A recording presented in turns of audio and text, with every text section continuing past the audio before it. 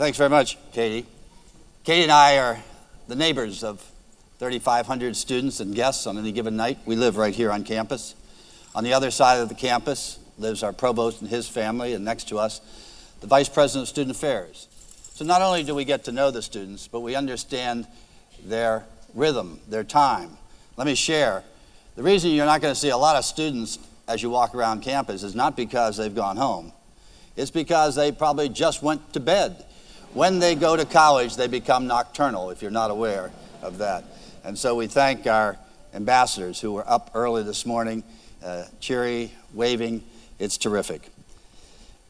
Our campus is about to go through that spring transition. We've spent a lot of time, money, and effort on making this a beautiful campus. If you've ever been to Giverny, Monet's home, I think our campus, because of the dedication of the people who work here, is every bit as pretty, if not prettier. Someone once said to my wife, Katie, you know, if you take such great care of your grounds and your facilities, I can only imagine how great the care is of our own students. And it's true. As Michelle indicated, this really is what we think of as a family, a home away from home. Our students are terrific.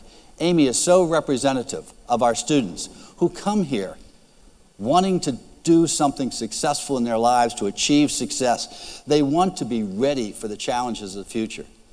But they're nice kids. They hold the door open. They say thank you. They look you in the eye. They party, but they also study hard. You saw Tupper. Tupper sent many of you who have a dog a card to your dog. I think, Michelle, this is one of the coolest things I've ever seen. Someone said to me last night, you guys had to be out there looking over all of our Facebook pages to find out the dog's name. No, you filled it out. They were thinking ahead. You put your dog's name on your application. They just took it off and sent the dog a card.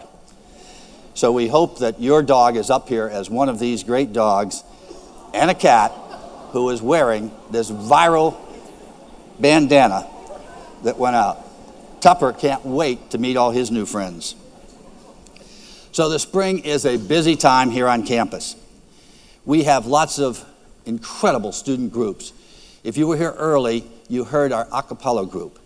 They just won in Boston a place that put them in the top 32 a cappella groups in the country. And when they were asked, let's give them a round of applause. Number one in choreography. And people came up to our director and said, are they all music majors? She said, unfortunately, they don't even have a music major program. These are students who like to compete and who use their skills as singers and as dancers. This morning, I received an email that our dance and our cheerleading squad who participated in the national competition won the national FCS championship last night, and what a great achievement for them.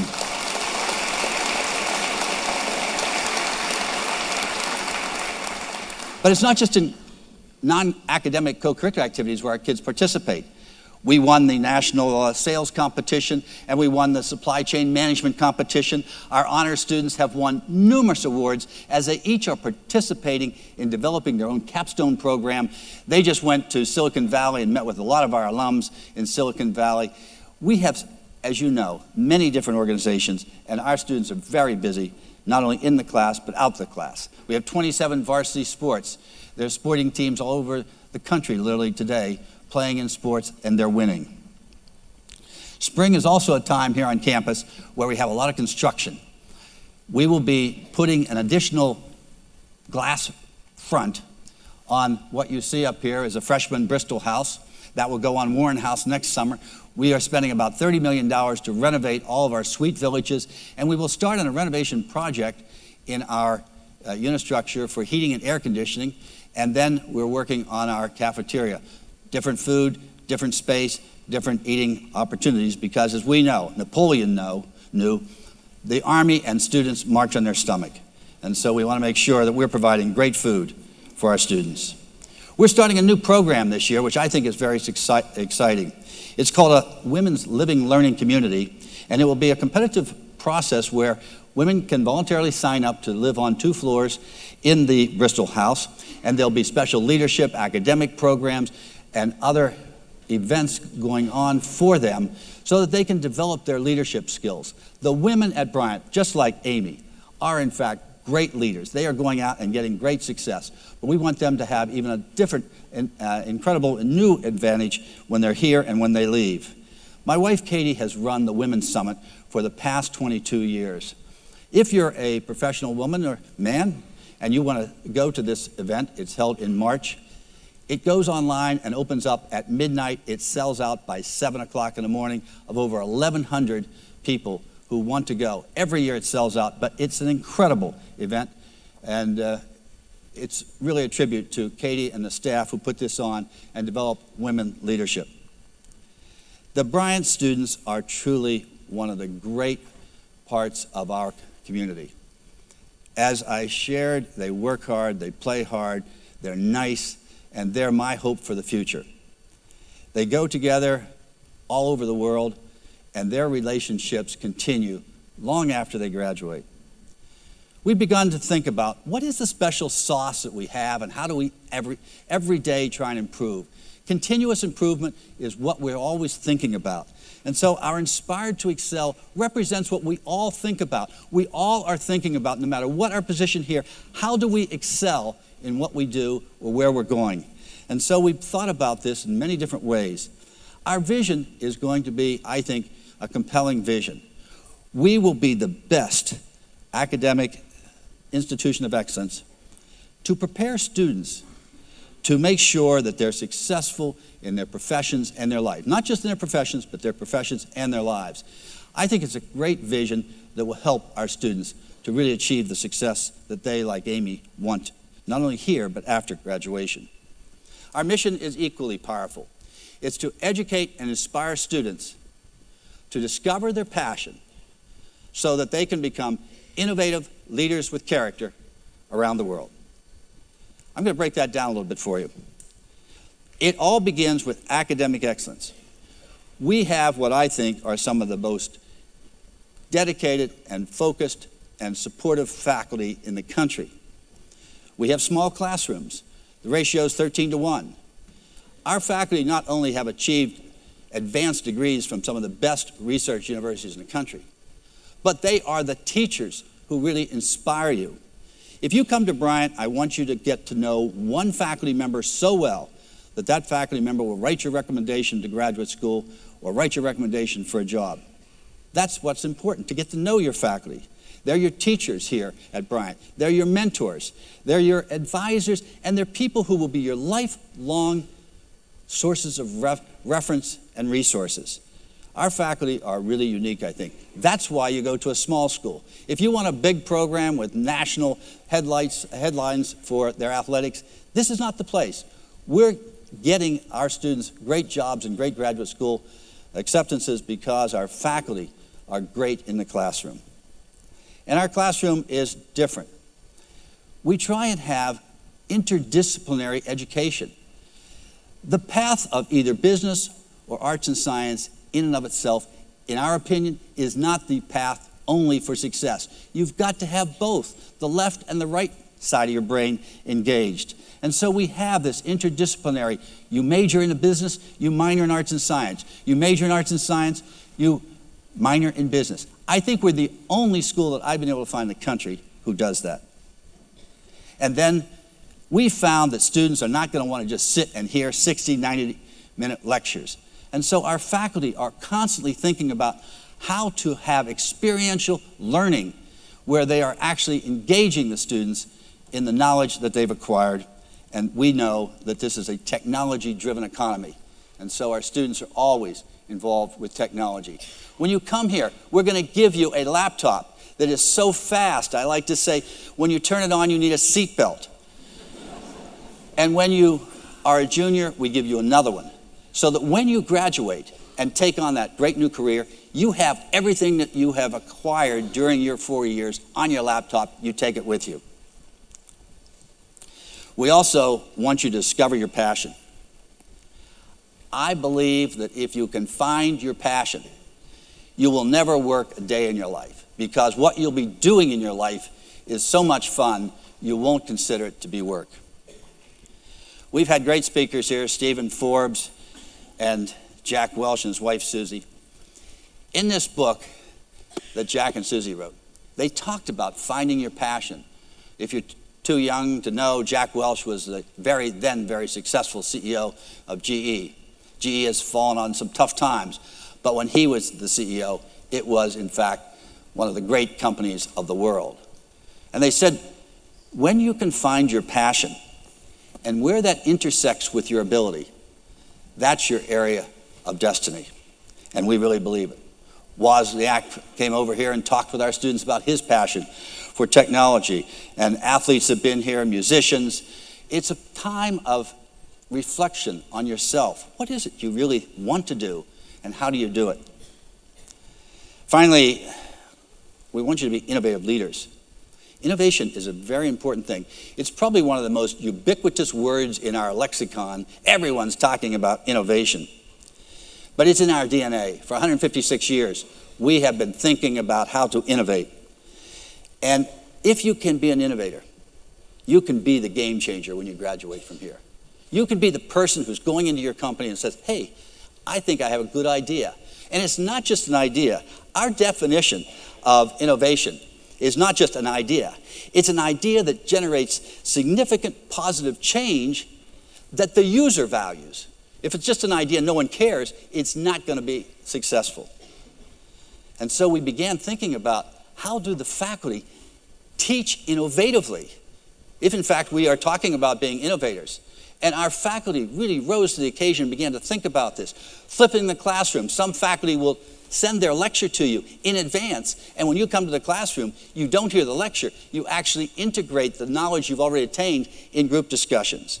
And we built this Quinlan Brown Academic Innovation Center. There is no other building like this in the country. There are small sections of this building in some spaces, in some universities, but this is really unique. It won the award for the best new facility 2 years ago in the country. It's a game changer for faculty and students. Our faculty have become innovative teachers. They are all the time, every day, trying to think, how can I convey this information so it becomes knowledge? And they're doing a great job. I'm so proud of them. They work in teams often with students, actually putting together ideas that they have in their laptops, and then by wireless Wi-Fi, throw it up on the screen so everyone can see what they're thinking. And then we have this innovation forum in which they say, okay, everyone just go out into the center of this big forum and work in teams and then come back and tell us, what's the solution to this problem? These group study rooms are highly sought after during the day. People can write. It took us 3 different tries in our first prototype, our second prototype room, just to find the whiteboard that you could write on and didn't stay pink or blue. And to find the glass that wouldn't absorb the colors. It was not easy, trust me. But we figured it out. And now we have a great facility over there. But when we built this facility, we said, it's not enough just to teach innovatively. We want to create you as students to become innovators. And so we said, how do we do that? Let's think about what are the qualities. And so we got together a lot of faculty and we thought about what are the qualities. Number one, we said we've got to start teaching design thinking. As Amy was sharing, you'll all come back here for 52 hours of design thinking before everyone else comes back. You'll be having a project which you focus on. You go out and observe, and then you come back and you begin to have all these different ideas. It's not the first idea that's successful. It's after you iterate many different ideas. And then you build prototypes, just like we built prototypes of our classrooms. And then you'll have another prototype for how you build the solution. And then you'll actually pitch your idea to a group of judges, alumni, and business people who come in. As freshmen, you're going to pitch. What this does is it teaches you the basics of being an innovator. And those skills are creativity and curiosity. Those are the critical skills for our future. Also, you're going to learn not just critical thinking. You'll learn that in the classroom in the arts and science. Integrative thinking, which is you take 2 ideas and maybe come up with a third, which is better than the original 2. No one ever figured out an invention by themselves which was really successful. There were always teams involved. So you've got to learn to work in teams. That means you've got to be collaborative. You're going to learn how to be in teams your first year, and you'll be the star when you graduate. And you're also going to have to learn how to be connectors. I was an engineering undergrad. If you sit down with 5 engineers, I guarantee you'll get the wrong answer. You're going to have other people with different ideas from different perspectives. That's what's called connectors. And finally, the one that's hardest for you to achieve is, how do you risk and lose? We asked the freshmen. We're going to ask you to read a book as well before you come. And you'll be asked to write about it when you get here. So don't just sit at home and say, oh, I'm not reading it. This was a book that Angela Duckworth wrote about grit, perseverance and grit. It's not always the smartest person.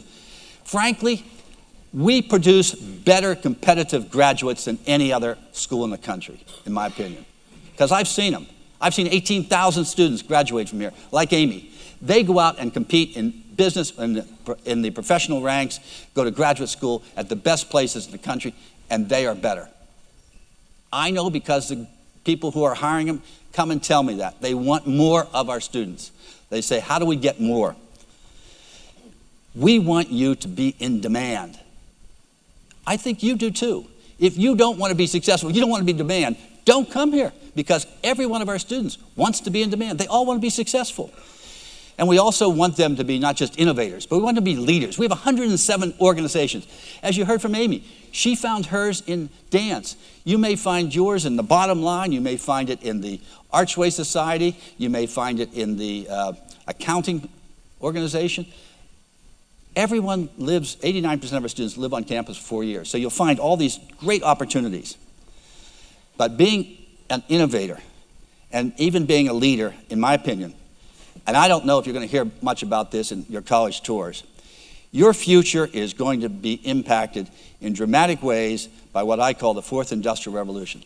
I've been reading about this for 2 years. Part of the job of being president is you put one foot in the moment, but you better look ahead and see what's coming. Big data, artificial intelligence, the Internet of Things, the quantum computing, which is probably going to come at us, robotics, these are going to change the workplace in maybe 10 years in ways that we can't imagine. And so we've already begun to think about, how do we make sure that you're ready? Because you're going to be living in this world for 20 or 30 years. If you're going to be a data science major here, you're going to have deep learning, you're going to understand coding, you're going to know what we call data science fluency. But no matter what your major, in arts or science or in business, you're going to have what I call data science literacy, where you understand not how all the intricacies of coding. What is coding? What is an algorithm? How does big data work? What is analytics? How are people putting biases into these algorithms that may cause wrong results? No matter what the machines and the artificial deep learning is going to tell us in the future, there will still be human beings, and we want you to be the people who are adding value to the system, not just blindly taking mathematical certainty and accepting it as the result. On your tour, go visit our new data visualization lab. We are one of the few schools in the country who have one of these, where you can begin to think about data 3D through visual reality and augmented reality. It's an incredible joint venture that we have, and we just lit it off with HP. Now, when you go through there, I promise Michelle, we won't have you stop and say, whoa, I got to learn all about this. Just keep moving, because there'll be other groups behind you. But go back and talk to Ed Karras, who will be there, and he'll begin to explain, what is this all about? So again, we want you to be real world ready when you graduate. I hope that's what you want. I know that's what your parents want.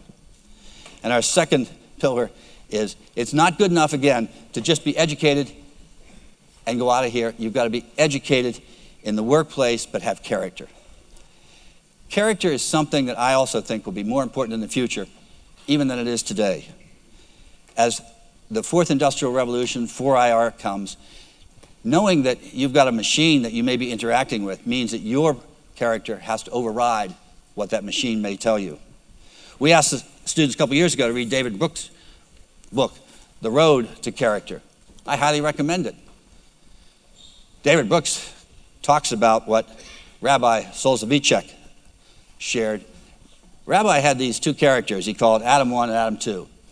Adam 1 was the person who wanted to be financially successful, wanted to have a BMW, a big house, 2 kids, president of the local Rotary Club, all the things that mark success. Adam, too, was more concerned about his legacy, his eulogy. What kind of person was he? And the rabbi said, these are two hardly compatible ideas. They're just struggling.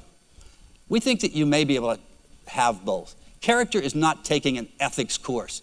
Character is working on practicing what you think is important in your life. You will all be known not by your bank account, by who you are. That's character. For me, it's simple.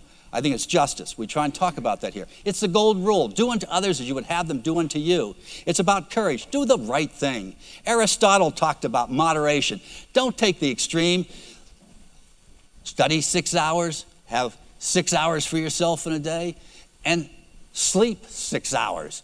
And maybe have a couple of extra hours that you can play with on either end of those ideas. And finally, wisdom.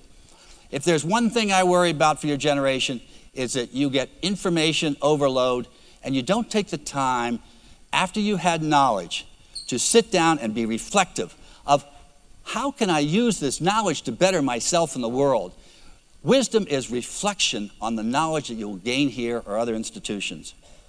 And so, as Amy has shared, we want you to go around the world. We want this to be a very diverse, inclusive community. And we want you to experience. If you can't go abroad, you're going to have lots of people who come abroad here that you can meet. You are going to have to be a global leader in this world in which we live. Bryant is just a small piece of real estate in a world which is getting bigger but closer because of technology. We have the opportunities to speak with people around the world instantly, to send emails, and if in fact you have WeChat, to talk to someone on the other side of the globe in China. We have in fact 14% of our student bodies from other countries. 67 countries are represented here. 47% of our students are going abroad to study, as Amy did.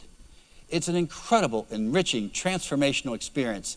You may not have ever gone abroad, and you could take the sophomore international experience, which Amy did, where you go first with your classmates, get used to having a passport and going through customs. All of a sudden you say, I can do this.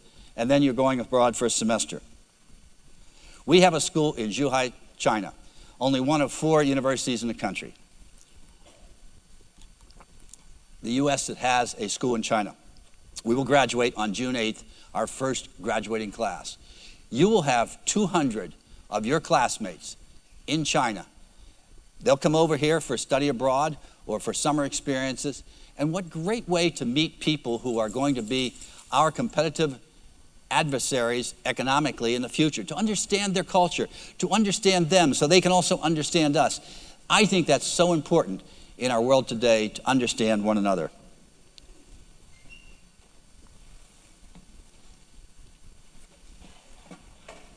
See if we can move this around. We're stuck in China. I usually have a young technology tutor help me with this, and Vicki, so we're stuck a little bit. But we have a great school in China. And I'll be over there and then back again. I leave China on June 9th, so I'm back here on June 10th for your orientation.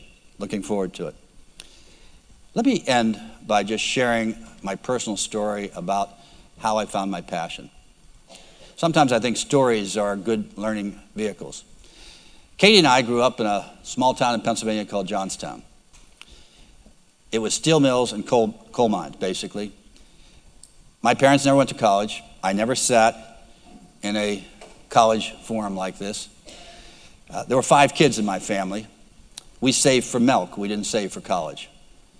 We all worked, but my parents knew we had to get to college to get out of the town, to go somewhere that we had an opportunity beyond what we had. And I decided that I wanted to be a doctor because the only people I actually knew who had a college degree were my physician, the clergy, and the teachers. None of my friends' parents went to college. And so I began to look around at some colleges. I had a brother and sister who were already in college. I was the 3rd one in line. And I saw Dartmouth, and I said, wow, that looked like a great place to go. A kid across town who I knew went there and was playing football, and I'd see these articles in the newspaper. So I sent away for a catalog. Those were before computer days, if you can believe it, students. And I got a catalog, and I said to my father, hey, I think I'd like to go to Dartmouth. And he said, well, how much does it cost? And this may seem inexpensive, but in those days, it was very expensive. It was $5,000. And he said, we don't have $5,000. I don't know how you could go there. And I didn't know how I could go there either. So I began looking around for other places I could go to school and get a scholarship. And one of my teachers mentioned you could go to the service academies for free. I said, there's the answer. And so I sent off a letter. I remember sitting in my basement, writing a letter to my congressman. I took an exam, and I got an appointment to the Naval Academy. And I never really saw it. I just showed up, and I said to my parents, let me go check in, and I'll see what's going on. I'll come back. And I went over there, and the guy said, get in line. And off I ran. And I just waved at him as I was going by. And I really enjoyed the summer. As plebe summer, it was hot, but I really enjoyed it. And I went to see my academic advisor before the beginning of the September classes. And he said, what are you going to major in? I said, I'm going to major in pre-med. He said, we don't have pre-med here. This is engineering. I had no choice. I said, sign me up. So I majored in engineering. But I loved it there. And all of a sudden, I found my passion. I wanted to be like Admiral Chester Nimitz. I read about him. I said, this guy was incredible. And so that was my passion. I was driven. So I went off, graduated, went to sea, and unfortunately, it was during the Vietnam War. And it was a terrible time in our country. We talk about the problems we have now, but it was tough. There was huge, just families in total crisis trying to deal with sons and daughters, avoiding the draft, going to Canada, people getting killed in the war. And one night I was on this ship in the middle of the Mediterranean on the midwatch, and I just decided, this is not really my passion. I really want to try and make a difference and change things. I'm going to get out of the Navy, I'm going to go to law school, and I'm going to be a congressman when I go to Washington and make a difference. So I did. I resigned and went to law school and got a degree, and I had a child my first year, and Katie and my daughter used to make Christmas cookies with little sprinkles on them. I took them all year in my lunch bag. Again, we were financially, like all students in graduate school, trying to make ends meet. And then I finished and started a law practice with some guys. And this will happen to you. You forget about your idealistic goals. Other things become important. And I practiced law for 10 years, never got involved in politics. One night I'm sitting with a friend of mine who was a classmate. He was going to the Naval War College in Newport, Lieutenant Colonel Marine. And we were having a beer one night at his house late, and he said, so whatever happened? You were going to get out of the Navy and try and go to Washington and be a congressman. And I said, well, you know, Nick, frankly, I got involved in this law practice, and it's going great. We just built a new house. I have a BMW and 2 dogs and now 2 kids. And I'm not sure I want to do that. And he said, you know, if you've forgotten what we all learned, he said, I'm making much less money than you are. And I can't even tell you where I was in my last tour of duty because it's top secret. But if you've forgotten all those things that we talked about to try and make a difference, you forgot everything we learned. At least try. And so I said, okay. I came home that night and I said, Katie, I'm going to run for Congress. And I remember her exact phrase to me, it will take a miracle. And because she worked hard and just some friends that we had, I beat a 28-year incumbent congressman who was the chairman of the banking committee. And at 39, I walked into the first congressional office I'd ever been in, which was mine. And I spent 6 years in Washington. Then with Tip O'Neill and President Bush, it was a much different time there.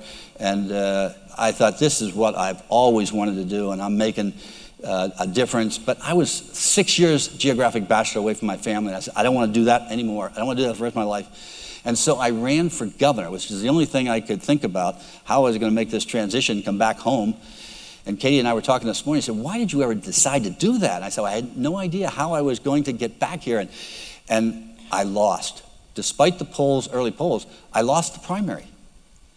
And this is where I like to share with you students. Your life is not going to be a straight success. You are going to have just crushing defeats sometimes. And the question is, do you have the grit and the perseverance to shake yourself off, get up, and keep going?